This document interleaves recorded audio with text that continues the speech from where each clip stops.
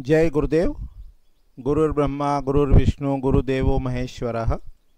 गुरुः साक्षात् परम ब्रह्म तस्मै श्री गुरुवे नमः। अर्चनी वंदनी प्रातः स्मरणी परम पूजनीय गुरुदेव के चरणों में वंदन कर आरंभ करते हैं। ज्योतिष शास्त्र का अध्ययन चल रहा है और इसके अंतर्गत हम आज की इकाई में, आज के पाठ में नक्षत्र और उनके गुणधर्म, इसको देखने का, समझने का प्रयास कर रहे हैं। अभी तक अपन हॉरोस्कोप को देख रहे थे पिछले पाठ तक, ठीक है। एक बार उसमें प्रवेश कर जाएंगे, भाव में, दृष्टि में, फलित में, तब यह विषय छूट सा जाता है। हमको ये ध्यान में रखना है कि राशि, राशि के अंदर नक्षत्र, नक्षत्र में चरण।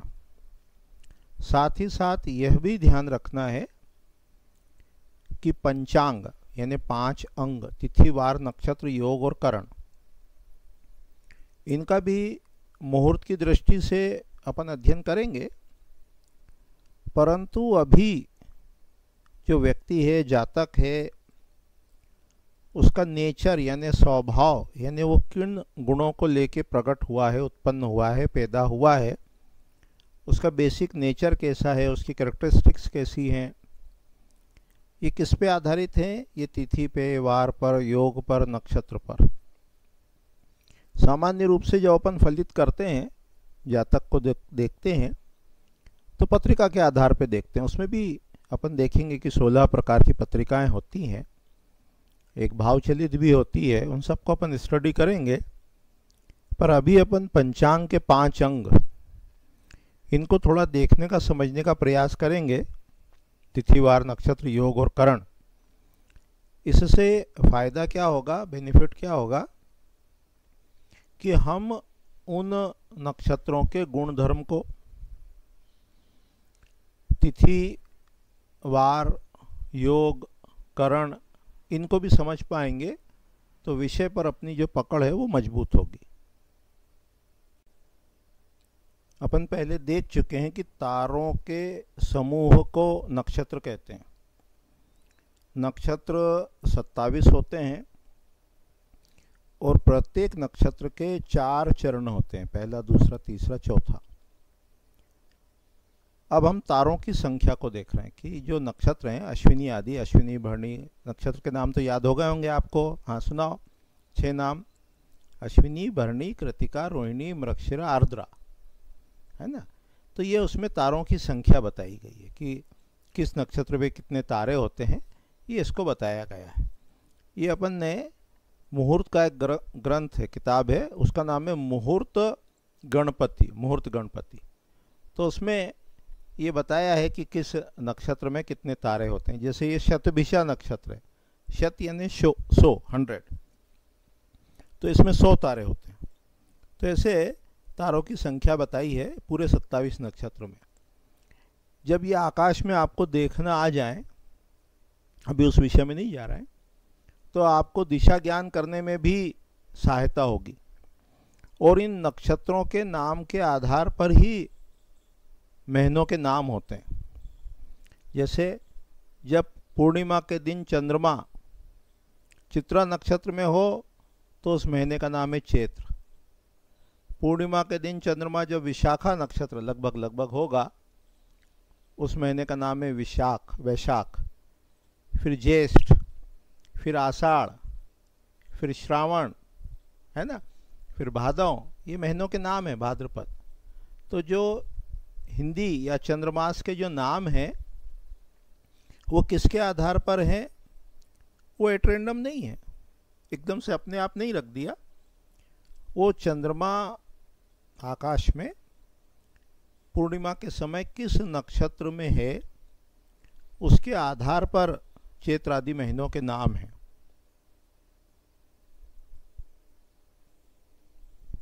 पंचांग जो है, जो 5 अंग बताए गए हैं, वो एकदम से कुछ तो भी नहीं है। वह आकाश में ग्रहों की, नक्षत्रों की, तारों की जो स्थिति है, उसके अनुसार है।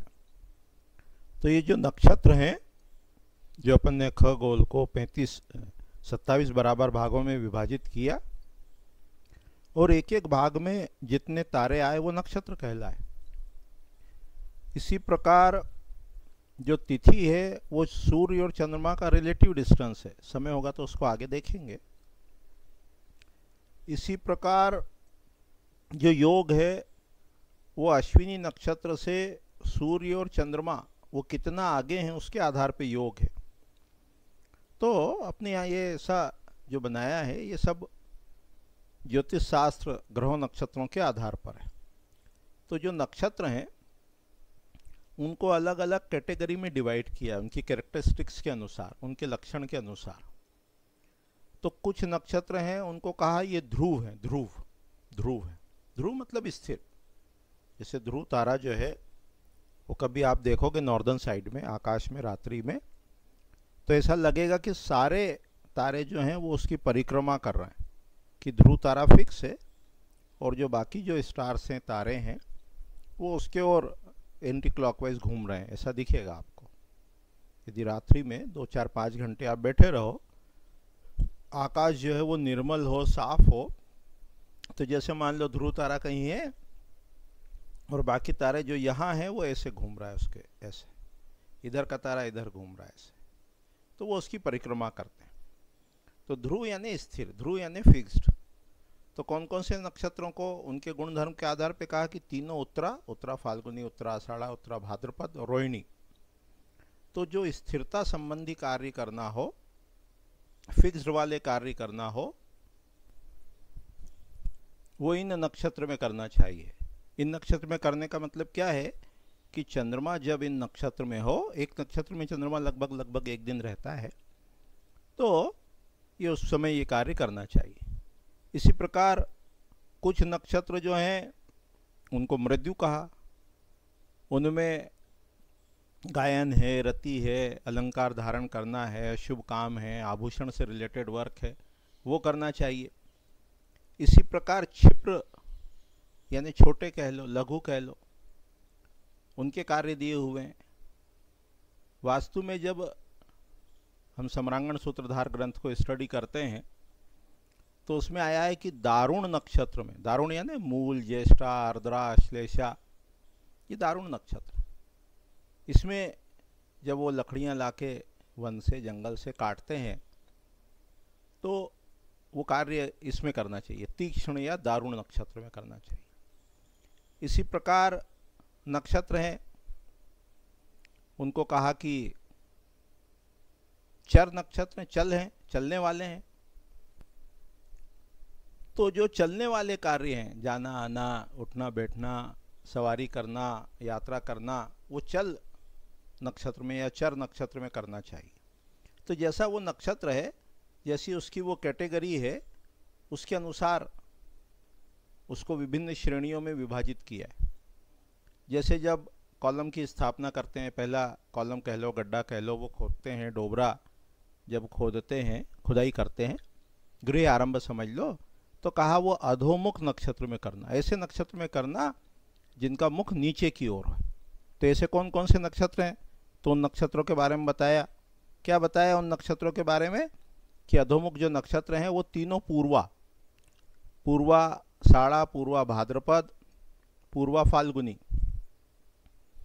विशाखा, भरणी, कृतिका, मूल, अश्लेषा, मघा, है ना। तो उसमें ये कार्य करना चाहिए। कितना, जो नीचे की खुदाई इत्यादि का कार्य करना है। देखो अभी इसको पूरा मुहूर्त मत समझ लेना। क्यों ना समझना कि ये सामान्य मुहूर्त है, सामान्य मुहूर्त है। अपने को इससे क्या स्टडी करना है, अपने को इससे जो आपको ध्यान में रखना है वो नक्षत्रों के गुण धर्म, नक्षत्रों की कैटेगरी। अच्छा, मुहूर्त इससे 100% क्यों नहीं निकालना, क्योंकि जातक यानी क्लाइंट यानी जिसके लिए काम करना है उससे भी नक्षत्र को मैच कराएंगे, आगे मैच कराएंगे कि वो जातक के नक्षत्र से, क्लाइंट के नक्षत्र से 3रा, 5वां, 7वां, 12वां, 14वां, 16वां, 21वां, 23वां, 25वां ना हो, वो अपन आगे देखेंगे। क्योंकि क्या होता है, कई बार अभी ये पाठ आपने करा और आपने मुहूर्त निकाल के मान लो काम किया, तो वो नहीं है। पहले पूरा समझ लो, सीख लो, जान लो, उसके बाद अपन आगे देखेंगे। तो यहाँ अभी केवल नक्षत्रों के गुण धर्म देख रहे हैं, उनकी कैरेक्टरिस्टिक्स देख रहे हैं, उसके आधार पर उनको समझने का प्रयास कर रहे हैं। इसी प्रकार ऊपर मुख वाले नक्षत्र हैं, तो जो ऊपर मान लो झंडा लगाना है, इस प्रकार के जो कार्य करना है, कॉलम खड़ा करना है, स्तंभ को स्थापित करना है ना, तो जो ऊपर की ओर कार्य आगे ऊपर चलते हैं, बढ़ते हैं, उसको कहा ऊर्ध्व मुख, ऊपर के मुख वाले।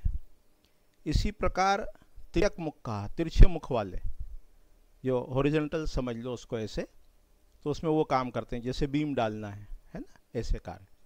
तो जो नक्षत्र बताया है उसके हिसाब से कार्य करना चाहिए। स्पष्ट हो रहा है? तो अभी अपन क्या देख रहे हैं? अभी अपन ने ये देखा कि किस नक्षत्र में कितने तारे होते हैं।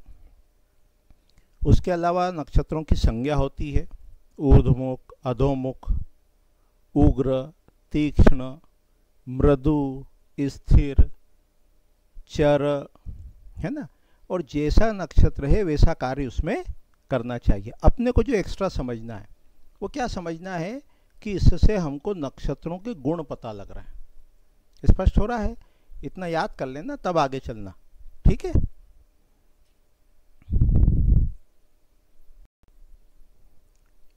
उसके पश्चात नक्षत्रों की आकृति यानी उनके शेप का वर्णन है, आकृति का वर्णन है।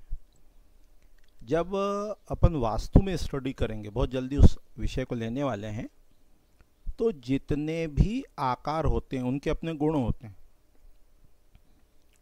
वास्तु पुरुष के देवताओं में अपन देख चुके हैं कि देवता का जो नाम है वही उसका गुण है ना। देवता को जब डिकोड करते हैं तो उसके नाम से भी करते हैं। बहुत सारी कैरेक्टरिस्टिक्स हैं जिससे देवता को डिकोड करते हैं। उसमें एक लक्षण है, देवता के नाम से भी हम देवता के गुण धर्म को जानते हैं। तो यहाँ हमको ये समझना है, जानना है कि जो नक्षत्र का नाम है उससे भी उसके गुण पता लगाएंगे, जो नक्षत्र की आकृति है उससे भी गुण को पता लगाएंगे, जो नक्षत्रों की कैटेगरी या संज्ञा है उससे भी गुणों को पता लगाएंगे। और फिर ये देखने का, समझने का प्रयास करेंगे कि जो जातक है, क्लाइंट है, उसका जो जन्म हुआ वो जिस नक्षत्र में हुआ वैसे वो गुण लेके आया है, वो उसके स्वाभाविक गुण हैं। कैसे गुण हैं? स्वाभाविक हैं, नेचुरल हैं, उसको एफर्ट नहीं लगाना है। तो ये नक्षत्रों का बहुत बड़ा रोल है हॉरोस्कोप के प्रेडिक्शन में, व्यक्ति के गुण धर्म का पता लगाने में। इसके आधार पर वो जीवन में कार्य करेगा तो उत्तरोत्तर प्रगति करेगा। क्यों उत्तरोत्तर प्रगति करेगा?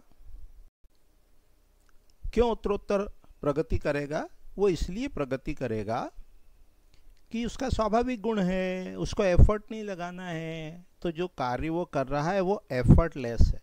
तो इस प्रकार से यहाँ ये पूरे जो 27 नक्षत्र हैं उनकी आकृति ये बताई गई है, शास्त्र में बताई है। संभवतः ये सारा अपन ने मुहूर्त गणपति उस ग्रंथ से लिया है। और जो अपने स्टूडेंट्स हैं या कह लो सदस्य जो बन गए हैं, उनको ये फाइल अपन उनके व्हाट्सएप पे उनको प्राप्त हो जाएगी। ठीक है, इतना स्पष्ट हो रहा है। उसके बाद शास्त्र में किस नक्षत्र में क्या कार्य करना ये भी बताया, मुहूर्त की दृष्टि से भी बताया है। अपन ये ध्यान रखना, बार बार उसको इसलिए दोहरा रहे हैं कि आपको ये पक्का हो जाए कि ये सब नक्षत्रों के गुण हैं। जिस नक्षत्र में जो कार्य करना है वो उस नक्षत्र का गुण है, ये ध्यान में रखना है। तो जब भी व्यक्ति जिसका भी जन्म हुआ, जिस नक्षत्र में हुआ, वो ऐसे गुणों को लेके प्रकट हुआ है, ऐसे गुणों को लेकर पैदा हुआ है, उत्पन्न हुआ है, तो ये उसका स्वभाव है। तो इसको भी अपने को ध्यान में रखना चाहिए। तो जैसे ये अश्विनी है, अश्विनी नक्षत्र है ना। ये जितने नक्षत्र हैं इनको चंद्रमा की पत्नी भी कहते हैं। तो चंद्रमा की 27 पत्नी है, अश्विनी, भरणी, कृतिका, रोहिणी, मृगशिरा, आद्रा, ये सब पत्नियों के नाम है। तो जब वो जिस पत्नी के साथ में रहता है ना, तब वो उस समय का नक्षत्र कहा। जैसे अश्विनी है तो अश्विनी के ये गुण हैं, ये जो लिखे हुए हैं, कला मतलब आर्ट, ये अश्विनी नक्षत्र आदि के ये गुण हैं, है ना। इसी प्रकार भरणी का है, फिर कृत्तिका का है, रोहिणी है, मृगशिर है या मृगशिरा है, आर्द्रा, पुनर्वसु, पुष्य, श्लेषा, मघा, पूर्वा फाल्गुनी, उत्तरा फाल्गुनी, दोहराते जाओ साथ साथ, हस्त, चित्रा, स्वाति, विशाखा, अनुराधा, ज्येष्ठा, मूला, पूर्वाषाढ़ा, उत्तराषाढ़ा, श्रवण, धनिष्ठा, शतभिषा, पूर्वा भाद्रपद, उत्तरा भाद्रपद और रेवती। तो यहाँ हमको मुहूर्त का तो पता लग ही रहा है, अपन जो उसमें से डिकोड कर रहे हैं, इंटरप्रेट कर रहे हैं, वो नक्षत्रों के गुण धर्म अपन उसको डिकोड करने का प्रयास कर रहे हैं। स्पष्ट हो रहा है यहाँ तक? ठीक है। ज्योतिष शास्त्र का एक और ग्रंथ है, उसका नाम है होरा रत्नम, होरा रत्नम, और उसमें शायद प्रथम या द्वितीय जो भाग है, 2 भागों में पब्लिश्ड हुआ है वो, उसमें कौन सा जातक किस नक्षत्र के किस चरण में उसने जन्म लिया है या हुआ है उसका, उसको भी बताया है। तो ये अपन ने एक टेबल बना लिया है कि अश्विनी आदि जो 27 नक्षत्र हैं, एक को तो देख लेते हैं।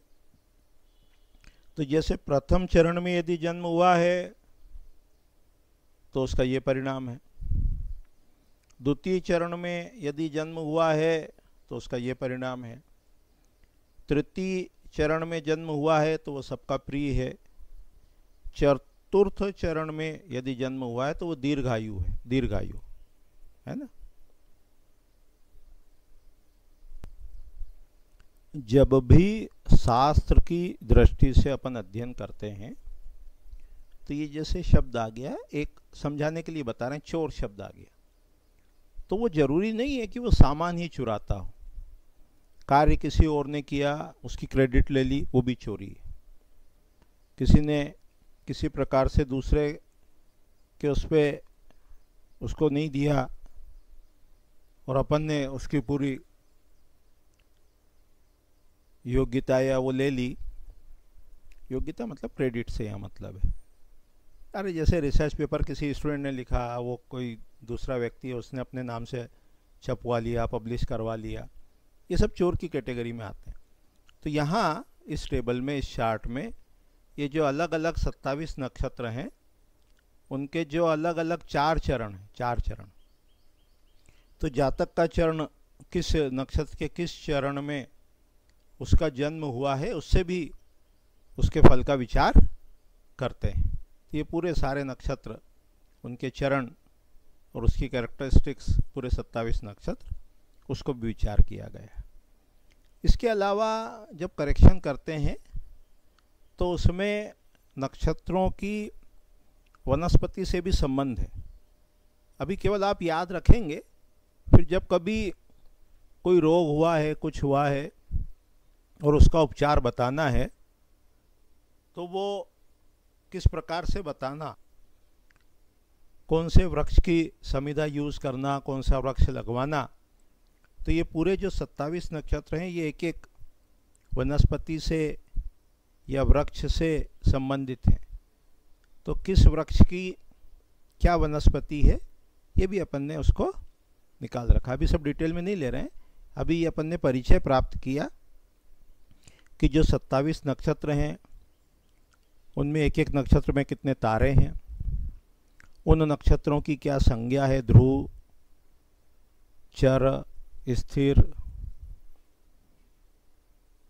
इसके अलावा ऊर्ध्वमुख, अधोमुख, कौन कौन से कार्य को करना नक्षत्रों के गुणधर्म के आधार पर। उसके अलावा भी नक्षत्रों के कौन कौन से कार्य को करना, किस नक्षत्र में क्या कार्य करना, मुहूर्त की दृष्टि से, नक्षत्रों के शेप, उनकी आकृति, और किस नक्षत्र के किस चरण में जन्म हुआ तो वो जातक किस प्रकार होता है, किस प्रकार के गुणों को लेके आया है, और नक्षत्र की वनस्पति, इन सब को संक्षेप में देखने का, समझने का प्रयास किया।